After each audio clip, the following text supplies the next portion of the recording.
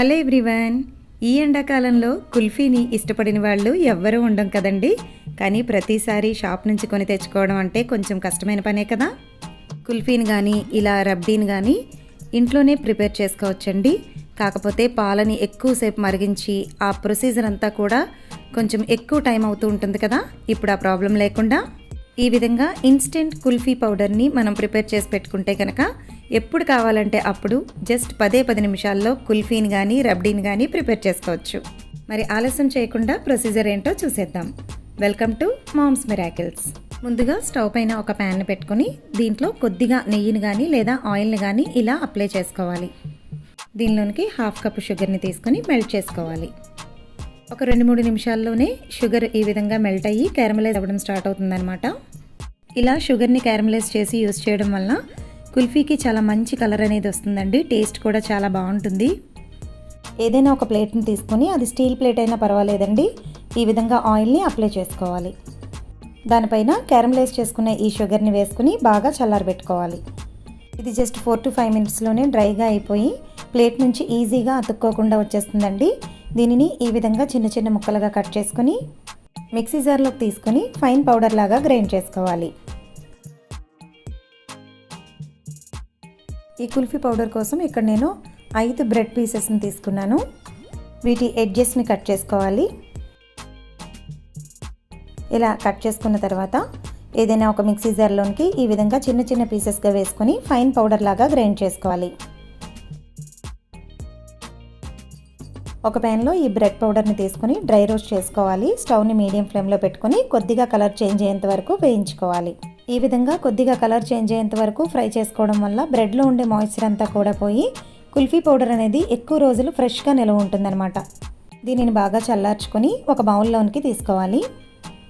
దీనిలోనికి ముందుగా పౌడర్ చేసి పెట్టుకున్న క్యారమలైజ్డ్ షుగర్ పౌడర్ని యాడ్ చేసుకోవాలి.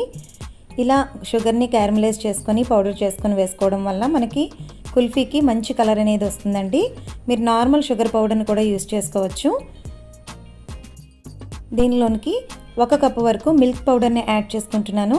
మనకి బయట మార్కెట్లో దొరికే అమూల్ మిల్క్ పౌడర్ని కానీ దేన్నైనా కూడా మీరు యూస్ చేసుకోవచ్చు.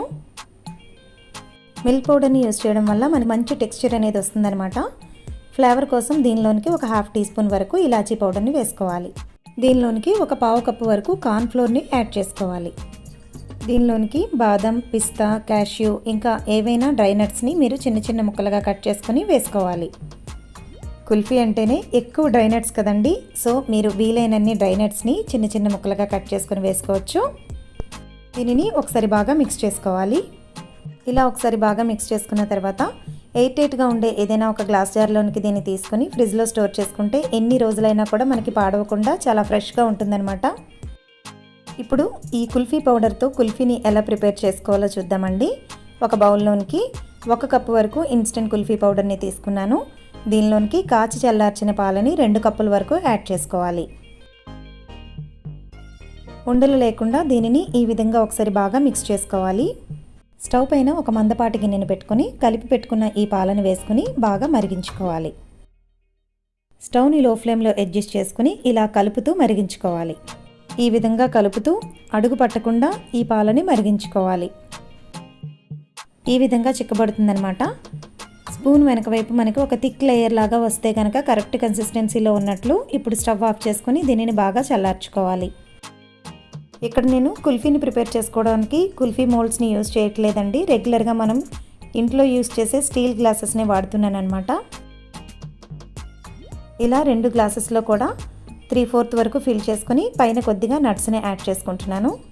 దీనిపైన సిల్వర్ ఫాయిల్ పేపర్తో ఈ విధంగా కవర్ చేసుకుంటున్నాను. దీనివల్ల మనం డీప్ ఫ్రీజ్లో పెట్టుకున్నప్పుడు పైన ఒక ఐస్ లేయర్ లాగా ఫామ్ అవ్వకుండా ఉంటుందన్నమాట. దీనిపైన ఈ విధంగా చాక్తో చిన్న ఘాటును చేసుకుంటున్నాను. దీనిలోనికి ఈ విధంగా ఐస్ క్రీమ్ స్టిక్స్ని ప్లేస్ చేసుకున్న తర్వాత ఒక 8 to 10 అవర్స్ పాటు డీప్ ఫ్రీజర్లో పెట్టుకోవాలి. 8 అవర్స్ తర్వాత తీసానండి. కుల్ఫీ సెట్ అయ్యిందో లేదో చూద్దాము. ఒక బౌల్లోనికి నార్మల్ వాటర్ని తీసుకొని ఒకసారి ఈ విధంగా డిప్ చేసినట్లయితే కుల్ఫీ మనకి ఈజీగా వచ్చేస్తుంది అనమాట. వావ్, చాలా బాగా సెట్ అయ్యి కుల్ఫీ భలే వచ్చింది కదా. ఇలా లైట్గా అటు ఇటు తిప్పుతూ తీసినట్లయితే ఈజీగా వస్తుంది. ఎంత బాగుందో కదండి. మనకి కుల్ఫీ మోల్డ్స్ కూడా లేకుండా ఇంట్లోనే ఈజీగా చేసుకోవచ్చు కదా. ఫుల్గా నట్స్తో చాలా చాలా బాగుంది కదా. కుల్ఫీలా కాకుండా రబ్డీలాగా మనం తినాలనుకుంటే కనుక ఈ మిక్స్ని ఏదైనా ఒక బౌల్లోనికి వేసుకుని దానిపైన కొద్దిగా డ్రై నట్స్ని వేసుకోవాలి. దీనిపైన ప్లేట్తో కానీ లేదా సిల్వర్ ఫాయిల్ పేపర్తో కానీ కవర్ చేసుకుని డీప్ ఫ్రీజ్లో 8 అవర్స్ పాటు ఉంచాలి. 8 అవర్స్ తర్వాత రబ్డీ చాలా బాగా సెట్ అయిందండి. చాలా చాలా టేస్టీగా ఉంటుంది. ఇన్స్టెంట్గా జస్ట్ 10 నిమిషాల్లో మీరు ఈజీగా ప్రిపేర్ చేసుకోవచ్చు. పిల్లలందరూ ఎంతగానో ఇష్టపడే టేస్టీ అండ్ హెల్తీ కుల్ఫీని ఇంట్లోనే ఈజీగా ఎలా ప్రిపేర్ చేసుకోవాలో చూశారు కదండి. మరి తప్పకుండా మీరు కూడా ఇంట్లో ట్రై చేయండి. మరి ఈ వీడియో కనుక మీకు నచ్చినట్లయితే లైక్ చేయండి, షేర్ చేయండి, సబ్స్క్రైబ్ చేయడం మాత్రం మర్చిపోకండి. మరిన్ని హెల్తీ అండ్ టేస్టీ రెసిపీస్తో మరొక వీడియోలో మళ్ళీ కలుసుకుందాం.